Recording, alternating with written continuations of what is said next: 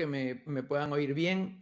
Una de las cosas interesantes de los eventos híbridos es que podemos estar en muchos sitios a la vez y podemos estar con más gente en estas actividades. Saludos a los que están presentes de manera presencial en el evento y a los que están en modo remoto. Y desde ya agradecer a Cisco y a OPT Tech por la invitación. Voy a compartir mi pantalla. Por favor, confírmeme que se puede ver bien en modo presentación. ¿Lo pueden ver bien? ¿Sí? Perfecto. Perfecto. Segundo, que los que están presenciales me falta ubicarlo. Genial. ¿Me dicen para poder avanzar?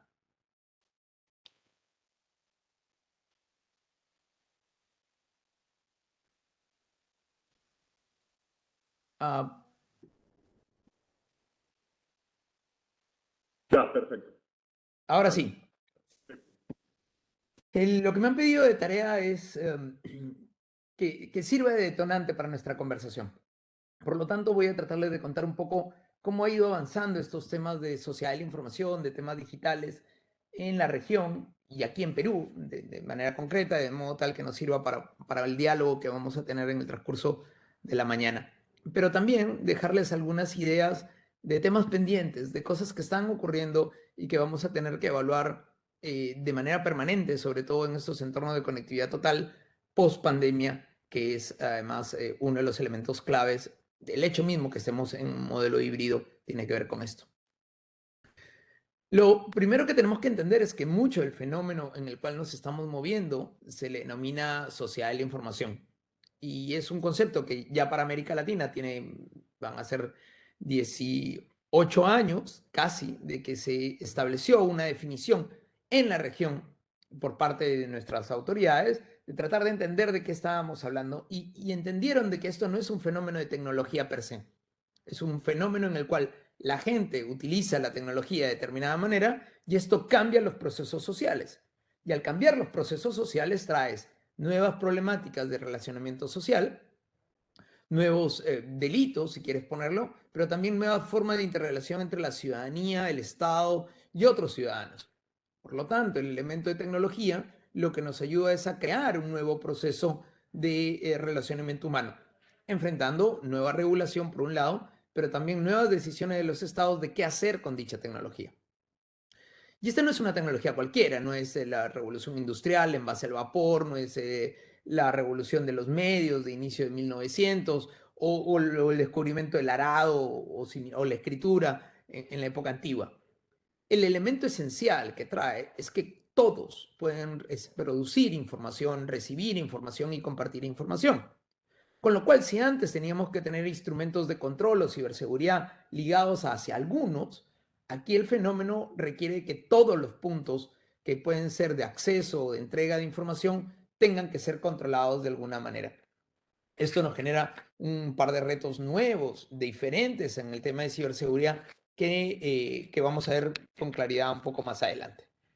Y además, esto genera procesos económicos que van ligados fundamentalmente a la perspectiva de los procesos económicos.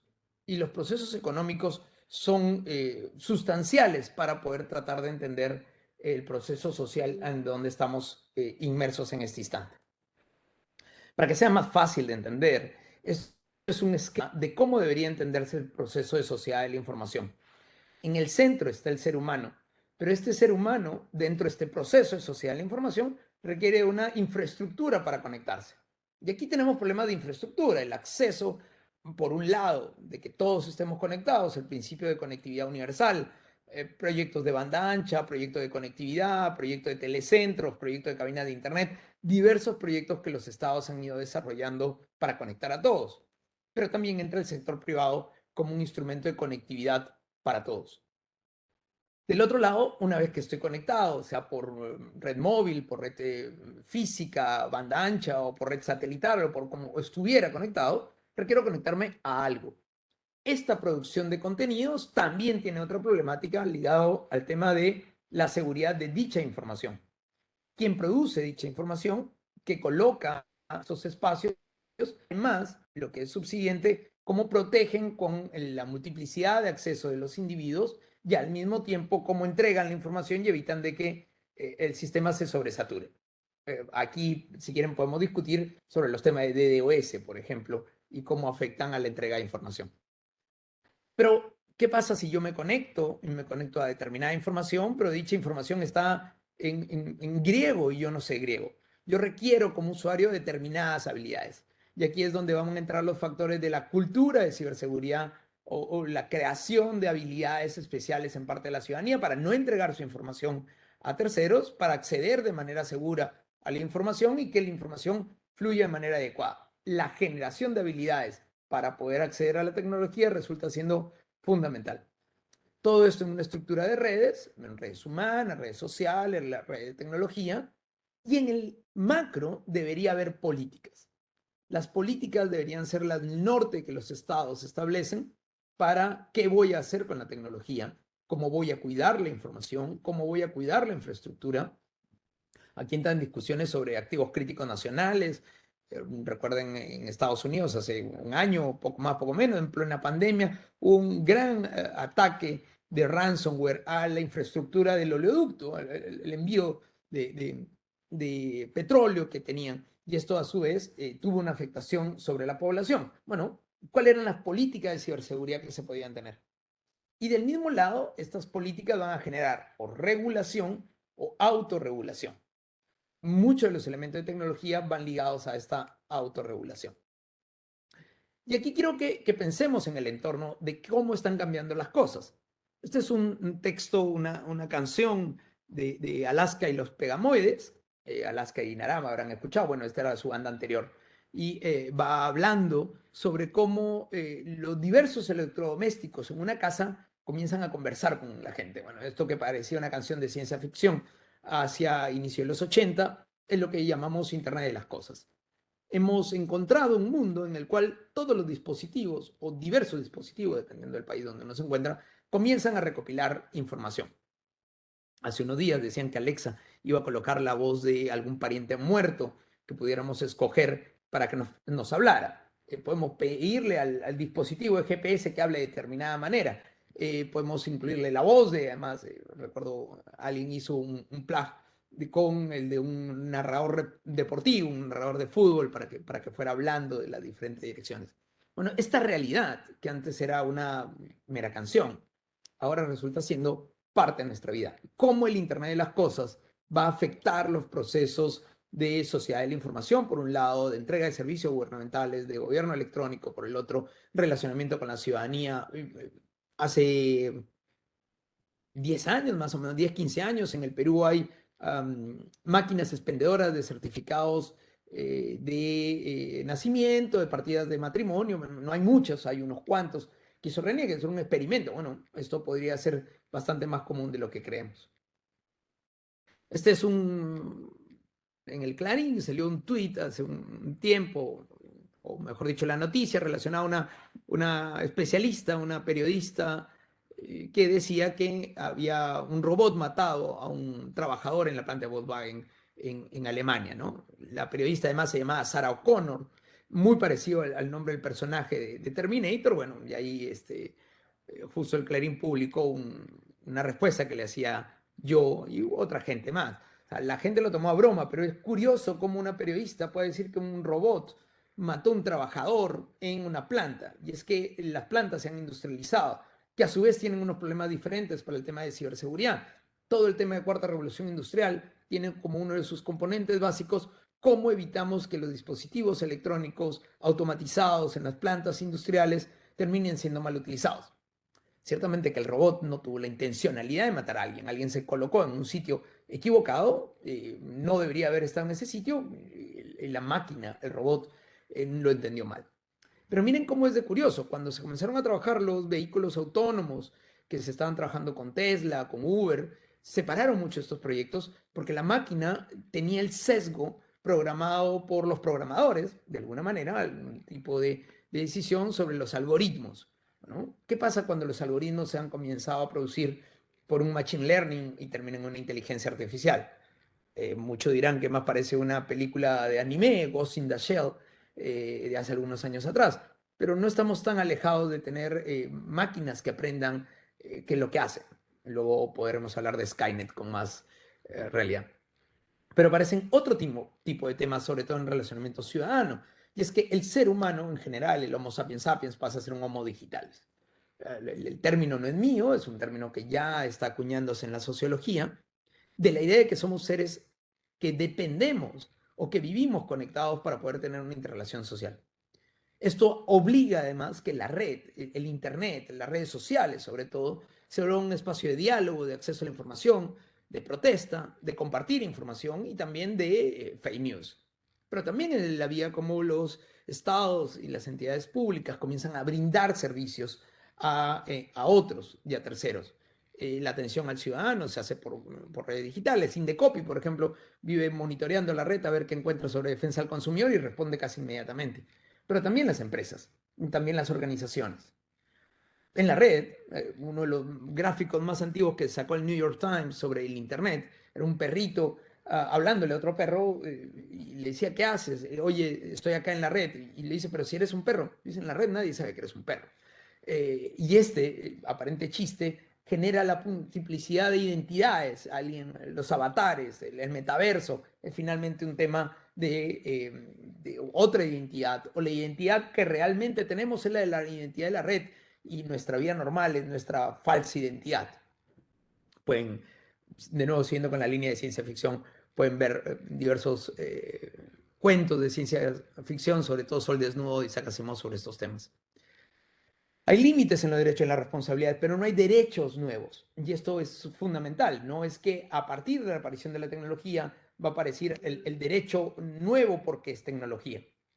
Esto es un problema muy básico, sobre todo para la regulación a nivel de los estados. Y es que creen que el hecho de que no haya una ley específica que hable de difamación por Internet genera que no haya difamación por Internet. La difamación, el Internet resulta siendo un medio. Por lo tanto, mucha de la legislación aplicable fuera de la red es aplicable a la red. Y sobre todo en relación al Estado y sobre todo al servicio público, más atrae el humor, la miel, que estar simplemente montados en un tren de entregar información y no saber a dónde se va. Mucho de esto va con el discurso de neutralidad tecnológica y el discurso de Internet libre. Para entenderlo de una manera más como técnica, una manera de capa SOSI, donde la capa inferior sirve de sustento a la capa superior y es necesaria para que funcione, la capa técnica, que está en la parte inferior, donde están los protocolos de Internet como los nombres de dominio, los números IP, es una capa autorregulada. Mientras que la capa de telecomunicaciones, donde viajan los datos, es una capa ultra regulada. Tenemos mucha regulación sobre telecomunicaciones. Pero lo que está montado sobre el Internet, sobre la capa técnica y la capa de telecomunicaciones, es una capa económica, por un lado, que está semi-regulado. En realidad, el Código Civil no habla del contrato por Internet, ni habla del contrato por teléfono, ni habla del contrato verbal. Habla de contratos. Y uno puede hacer manifestaciones de la voluntad como sí, acepto, o el carrito de compras, o poner su tarjeta de crédito. Y esos son procesos válidos económicamente y válidos legalmente. Y está en la capa sociocultural donde ocurre el gobierno electrónico y ocurre la mayoría de los fenómenos sociales. Todos estos fenómenos están regulados. La autorregulación también es regulación. Por más de que diga auto, la idea básica es que funcione el sistema. Nadie va a cuestionar que un número IP es un número IP. Sería ilógico que un país cree una regulación sobre nombres de dominio, definiéndolo de manera diferente a como están definidos en los estándares del RFC 1591, por ejemplo, o que quieran establecer los estándares del X509, que es un estándar de un protocolo de seguridad para las telecomunicaciones, o que alguien pretenda hacer una legislación sobre firma digital definiendo de manera diferente la criptografía simétrica, porque los estándares nos ayudan a tener una posición global. Esta es una situación, además la coloco de manera clara, que fue el día que se cayó Facebook, Instagram y además hizo que Twitter aumentara su producción de contenidos. Miren, este es más o menos la cantidad de contenidos que se produce por minuto en el mundo. Y esto es una cantidad ingente de información que además no se iba a controlar. Llevamos además una velocidad de duplicación de la cantidad de información existente en el mundo de menos de 9 meses. Es decir, cada 9 meses la información que había inmediatamente antes es duplicada de manera efectiva y real. Esto, si uno lo ve en la historia, desde que apareció el hombre, la siguiente duplicación de conocimiento fue aproximadamente con la aparición de la escritura, que es 5000 antes de Cristo, más o menos. La siguiente duplicación es hacia el año 0. Y de ahí los periodos se fueron acortando por miles, por cientos. Bueno, ahora es cada 9 meses la cantidad de información se duplica en el mundo. Y esto es para que vean los múltiples espacios donde la información se está circulando de manera permanente.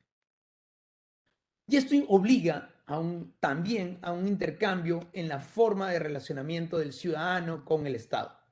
Y este cambio fundamental que se ha generado es la interactividad. Esta interactividad en el cual el ciudadano se relaciona con el Estado a través de las diversas plataformas digitales, con a su vez un elemento fundamental, que es que la sociedad civil también tiene una generación o una interacción directa con dicho Estado. Esto sirve al mejoramiento de las relaciones humanas y esto nos trae también nuevos retos.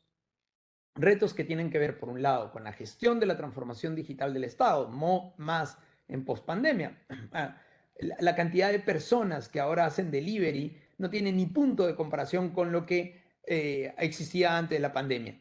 Tan solo en el primer mes en los primeros 3 meses, perdón, me corrijo, de pandemia se vendió tanto en comercio electrónico en el Perú como los pasados 5 años de comercio electrónico en el Perú, porque entre otras cosas la gente no sabía cómo iba a funcionar. Pero ese indicador que puede haber subido un pico, ahora el pico normal de venta mensual es lo mismo de lo que se tenía hacia ese momento. Es decir, también ha cambiado la dinámica como la gente se interrelaciona para hacer consumo. Y también la atención a servicios ciudadanos. La cantidad de gente visitando páginas web gubernamentales, atendiéndose en servicios, en plataformas digitales o ciberbanca es altísimo. ¿Qué tenemos encima? ¿Qué es lo que se nos viene? Temas de blockchains, tema de criptomonedas, los NFTs, metaverso, inteligencia artificial, Internet de las cosas, los robots como instrumento sobre todo para la cuarta revolución industrial, temas de ciberseguridad, de cibercrimen, de ciberdefensa, temas de privacidad, de protección de datos personales que ocurren por toda la región y en Perú ya la ley tiene 11 años. Tema de videovigilancia por parte del Estado. Se había avanzado muchísimo en tema de videovigilancia, pero se retrocedió también en la época de pandemia, mientras que en Asia esto fue uno de los elementos claves para que la infección no fuera tan alta. Cuando el tema de videovigilancia, que ya ocurría previo a la pandemia, por ejemplo en China, se quiso introducir en Europa le dijeron, oye, pero esto es inconstitucional, esto afecta nuestra legislación de protección de datos personales, el Estado no puede tener la información de todos. Esta discusión tiene más de un par de décadas largas sobre cuál es el mejor mecanismo, por ejemplo, para seguridad ciudadana. Y esto nos trae todo el tema de ciudadanía digital. Hay al menos 4 principios que se han recopilado en la política 35 del Acuerdo Nacional en el Perú sobre cómo gestionar el tema de Internet. Y estos principios deberían estar considerados en todas las regulaciones. Primero, un Internet libre, que es un restricto respeto a la libertad de expresión, al respeto a los derechos para el ejercicio de libertades y derechos. Un Internet abierto que entregue información, que proporcione, que además no tenga ningún tipo de censura por parte de los estados o del sector privado. Aquí podemos hablar, en cierta forma, del tema de neutralidad tecnológica. El Internet neutral, que no es lo mismo que neutralidad tecnológica, es que la regulación no tiene que pensarse en la tecnología, sino se tiene que pensar en las conductas y en los procesos humanos. Si hay un nuevo proceso, se regula. Pero si es el mismo proceso que tiene un elemento tecnológico, en realidad utilizar la regulación que ya se tenía. Y que todos deberíamos estar conectados como un principio básico para entender esta sociedad de la información. Pero ¿qué está faltando? Y en general falta en muchos países de América Latina. Y es por un lado la decisión política. Hay una decisión política de qué hacer, aunque no lo crean, no son muchos los países que tienen políticas de Estado. Perú es uno de los pocos que tiene política de Estado en materia digital. el hecho de tener política de Estado tampoco significa de que automáticamente se resuelvan los problemas de qué hacer con la tecnología, pero sería un avance. Se requiere un cambio de cultura por parte de los ciudadanos y los servidores públicos, sobre todo para los temas de gobierno electrónico, los temas de ciberseguridad, de transformación digital, pero también en la alta dirección. Ayer discutí en una reunión con diversos gerentes de diversas compañías que me decían que el problema no es que ellos no quisieran el cambio tecnológico, sino que a veces en los mandos medios era donde estaba el problema y no necesariamente les querían este cambio tecnológico, porque entre otras cosas tenía elementos como trazabilidad que no todo el mundo quería mostrar que era lo que hacían. Se tiene que pensar en transparencia, eficacia, eficiencia y lucha contra la corrupción, sobre todo en entidades públicas. Y esto elimina la intervención humana, pero a su vez no podemos eliminar a los humanos de los procesos de trabajo, como ver los temas de reconversión laboral y la necesidad de generación de indicadores activos que sean permanentes. Como le decía, en el Perú tenemos una política de Estado, que es la política 35 del 2017, que en esencia recoge mucho de lo que ya se había dicho en la declaración esta de CEPAL, que les ponía al inicio, que habla del uso de la tecnología para el desarrollo humano, para que la gente crezca. No es una política de tecnología por la tecnología, no es una política tecnológica, es una política de uso de tecnología para el desarrollo humano. Y nos deja, entre otras cosas, una serie de obligaciones: institucionalidad, respeto de derechos humanos, educación e inclusión digital, modernización de infraestructura, modernización del Estado, gobierno electrónico, generación de empleo digno, productividad y competitividad. No podemos dejar al sector privado fuera de este proceso. Uso transversal de las TICs en todos los fenómenos sociales y que además las políticas y regulación tienen que hacerse de manera multiestamentaria, pero además con el respeto adecuado de la seguridad de la información. Cuando vemos y hablamos en general de seguridad de la información, estamos basándonos en la necesidad de que la información tenga una confidencialidad, una integridad y una disponibilidad por parte de cualquiera en cualquier momento. Esto nos obliga a determinadas preguntas y es: ¿para qué queremos seguridad de la información? Desde la premisa de que es un activo de las organizaciones, entidades públicas o privadas, pero también de las personas, esta información nos da una ventaja competitiva frente a un mercado. Por lo tanto, tenemos que tener que las organizaciones donde estamos tienen que evitar la fuga de información, controlar adecuadamente la misma, protegerla, porque además no es solamente su información, sino probablemente la de clientes, la de proveedores, la de sus propios trabajadores. Pero otra premisa que debe ser clave es que la prevención, el gasto en inversión o la inversión en prevención, para ser más claros, es menor que la resolución de problemas. Muchas compañías se enfrentaron, sobre todo en la pandemia, al ransomware. Además, no es conocida. Ayer daba una estadística a un funcionario del gobierno español que tan solo el 12% de los casos de ransomware, de cibercrimen en general, se lograban llegar a resolución. El tema, y que no indicaba y que conversábamos después, es que en general menos del 20% de los casos se denuncian. O sea, sobre el 20% de los casos denunciados, solamente el 12 de ese 20, como nuevo universo, es resuelto. Es decir, una ínfima parte se logra resolver. ¿Qué es lo que hace la gente? O tenía mecanismos de prevención o hacen asunción de mitigación del daño, o en algunos de los casos, lamentablemente, terminan pagando para recuperar su información. No fue diseñado mucho los sistemas de información, sobre todo los físicos, para enfrentar los retos de la sociedad de la información y una sociedad plenamente conectada. La pandemia dijo: todo el mundo tiene que trabajar en remoto. Bueno, hay que hacer VPNs. Bueno, ¿alguien se preocupó de los protocolos para que las VPNs funcionaran adecuadamente y no fueran un lugar de filtrado como terminó siendo para el tema del ransomware? Otra premisa es que la información es frágil y si perdemos el control de la misma, una vez difundida, es sumamente difícil gestionarla. Hace un mes y medio tuvimos una serie de noticias sobre filtraciones masivas que hubo de información propia del sector gubernamental. Y la gestión de elementos técnicos y los diseños se ha dejado desde la perspectiva técnica, cuando esto debe ser al factor humano y la perspectiva jurídica. Y la perspectiva de negocio. Cuando uno trata de averiguar dónde se encuentran los funcionarios de seguridad de la información, o están en la administración o están en sistemas, pocos son los que están al rango de la dirección general o de la alta dirección, o siquiera la alta dirección entiende sobre esta temática. También, y además hay que evaluar los riesgos, hay que ver amenazas reales versus amenazas ficticias, pérdidas reales versus pérdidas potenciales o posibles pérdidas. Esto significa que la inversión, y esto tenemos que tener en especial claro, tiene que estar ligado hacia el core del negocio, hacia la continuidad de negocio. Y esto es otro de los temas claves. Muchas veces los temas de ISO 27001 se han dejado separados de los temas de ISO 22301, es decir, continuidad de negocio. ¿Pero cuánto invierto? Invierto miles de dinero. Se habla de que el sector banca, que tiene una regulación muy específica en el Perú de la SBS para el tema de ciberseguridad, puede estar invirtiendo entre 15 y 20% o más de su presupuesto anual en ciberseguridad. Probablemente yo creo que puede ser muchísimo más, porque es core de su negocio ahora el tema de ciberseguridad. Pero una panadería, una zapatería o una mina debería invertir lo mismo, o una entidad gubernamental.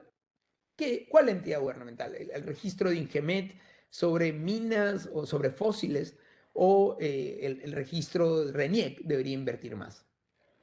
No es solamente el gasto en la última tecnología, es el gasto en la mejor tecnología posible y aquella que, aún costando más, puede cuidarnos muchísimo más.